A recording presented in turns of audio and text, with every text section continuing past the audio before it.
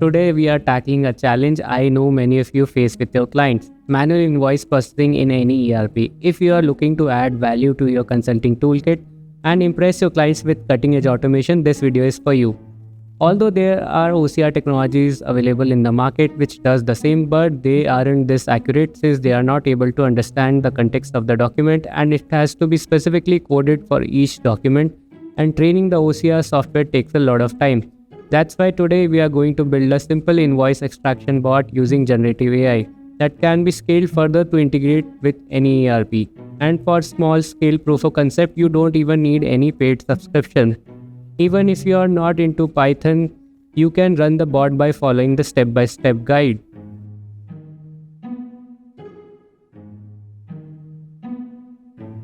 Here's what we are going to create: a Python-based solution using Google's Gemini Flash model, a user-friendly interface built with Streamlit library, a system that extracts key data points from the invoices automatically and answers any related questions. Now let's build this step by step. I'll guide you through setting up your development environment, configuring the AI model, creating the extraction logic, and building the user interface.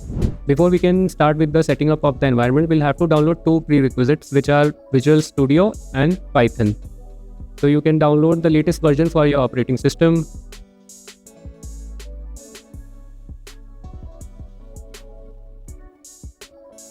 So these are not big files, hardly 100 MB for VS Code and 25 MB for Python. You can install them, and then you also have to download the code that I have developed from my repository. For all of these, I'll be placing link in the description. So you just have to go to code and click on download zip. Once your zip file is downloaded, you have to copy it to your C drive and then extract it. So you can see you have the files in your local drive now. Now you have to open VS Code. Click on File, open folder. Go to the folder which we had just created and then click on select folder.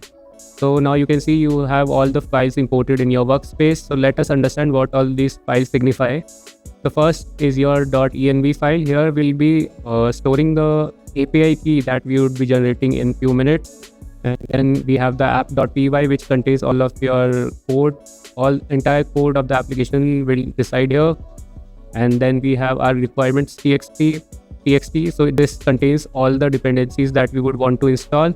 And then we have this steps.txt. So I've written steps here so that if you are new to Python, so you don't have to type in all the commands, you can just copy from here and execute them. Let's start with setting up of the environment. So first step, what we have to do is we have to set our terminal as the command prompt. So you can go to show and run commands, or you can press Ctrl+Shift+P and then click on select default profile for the terminal. And you have to ensure that you have selected command prompt, because if you have selected any other prompt, these commands will not work. So once you have done that, go to terminal, click on new terminal, and then we have to create our environment. So here I'm using an environment called PDF scanner. You can change it to any name you want. So you can see it has created the environment. Now we would want to activate this environment.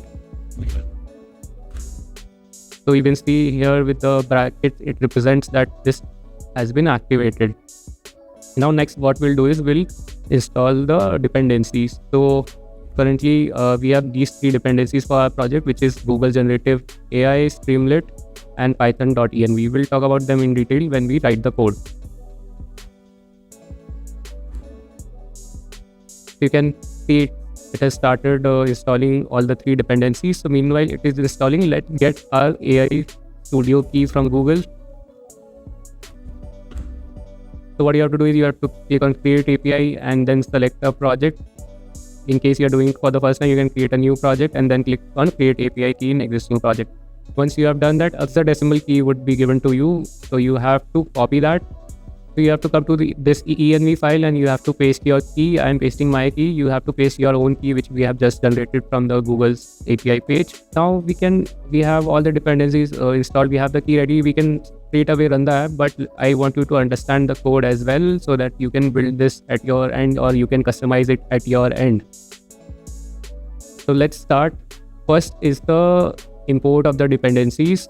So we have imported the standard libraries of Python, which are OS and PIL, which would be used for processing the image. And then we have imported the Streamlit and generative AI libraries from Google. And we have also imported .env libraries for loading our env file which we had created. So first we'll call the load.env method to load the key file. And then we'll initialize the key through this code where we'll be initializing the key that we had defined in the env file. Next, we write a method to initialize the Gemini model. So here we are using Gemini 1.5 Flash, which is available for image processing for free. And next, we create a method for creating the bytes from the image, because we would be calling an API. We can send the image in the bytes form only. So this method converts the image into a byte stream. Then we create another method to get the response from the API as text, which would be displaying on the UI. Now let's move to the main method. Here what we are doing is we are calling our initialize model method that we had created above. This will initialize the model.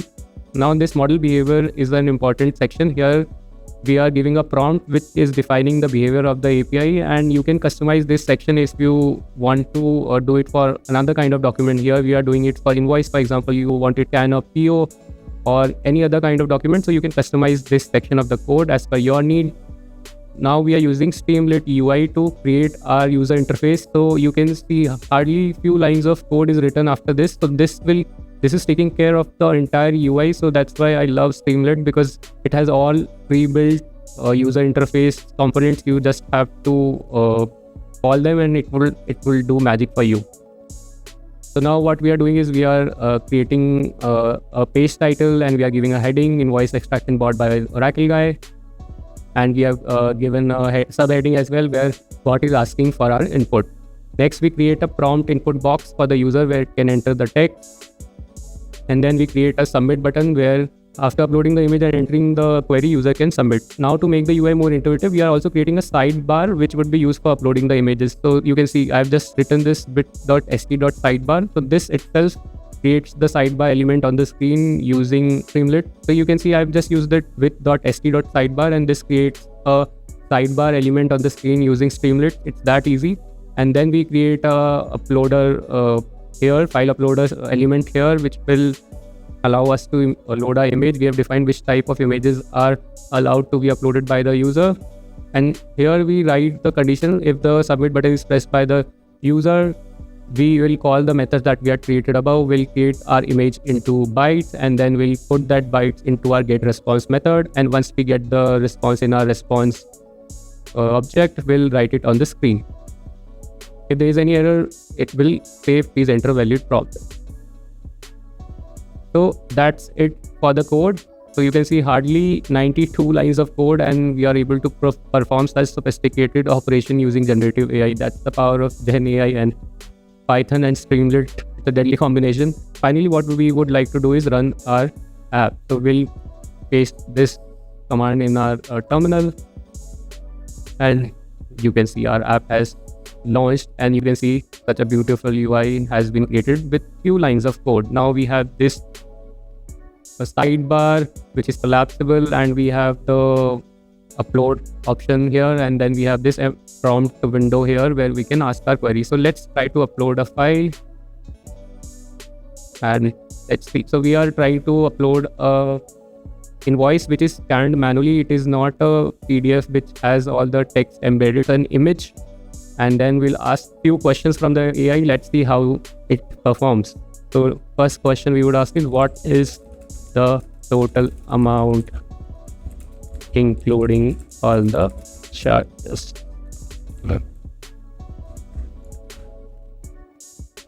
So I can press enter or click on upload and submit. So you can see it has given us the amount, which is the grand total. Now let's try asking a trickier questions. So we will ask, what is the total GST amount?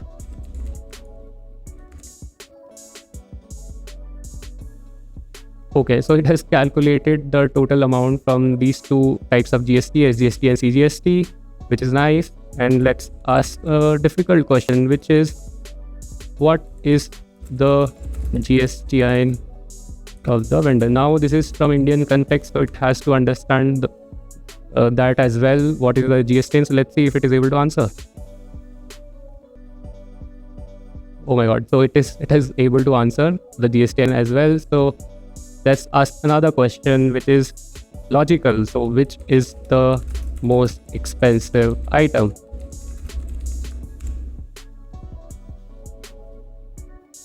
Let's see. Okay, so this is also correct. So Shashlik Paneer Tikka is the most expensive item. So you can see with such limited lines of code, we are able to achieve so much. That's it for today's tutorial. Remember, as Oracle consultants, our job is to bring innovative solutions to our clients. This AI bot is just one more tool in our consulting arsenal.